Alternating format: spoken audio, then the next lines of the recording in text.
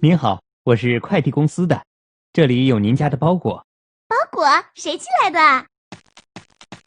看看不就知道了吗？原来是奶奶寄来的月饼啊！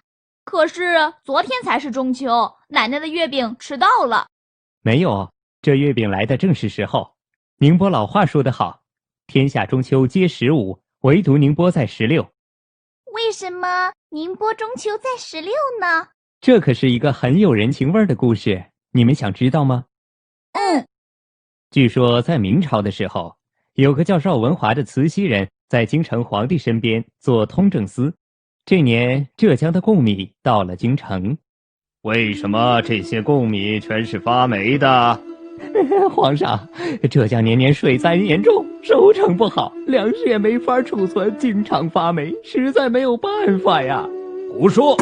灾情严重可以上奏，为什么不说？拿这样的米来糊弄朕！微臣知罪，请皇上开恩呐！赵爱卿，你以为此事该如何处置？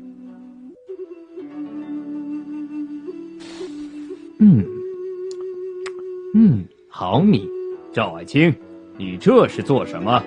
皇上，这是陈家乡的米，臣一时激动，情难自禁。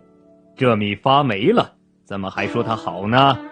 回圣上，陈家乡的米原本是雪白的，煮出来的饭也十分香软可口。但臣深知家乡气候无常，遇上洪灾，百姓几乎颗粒无收。有道是天意无常，人有常。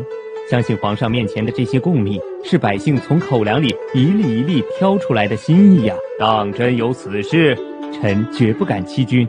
传朕旨意，免去浙江的贡米3年。谢主隆恩。皇上英明，皇上万岁万岁万万岁！赵大人，浙江百姓会永远感谢你的。后来呢？传说这赵文华是严嵩的祭拜儿子。后来到了明朝嘉定年间，严嵩倒台了，赵文华也就被贬官流放了。啊，好人没好报嘛！哥，你别插嘴。哈哈哈，别急。你还有什么要求吗？伴君如伴虎，我只想回家乡。现在皇上并不会让我如意的，罪臣不敢有什么奢望，但求不要把我贬回家乡。为什么？百姓都认得罪臣，若被贬官到家乡，会遭万人耻笑。哼，你越不想回去，朕就越是要把你贬回老家。如此的话，今日启程，8月16就能到家了。可惜呀，要是能回家过中秋，该有多好！赵大人，欢迎回家，中秋快乐。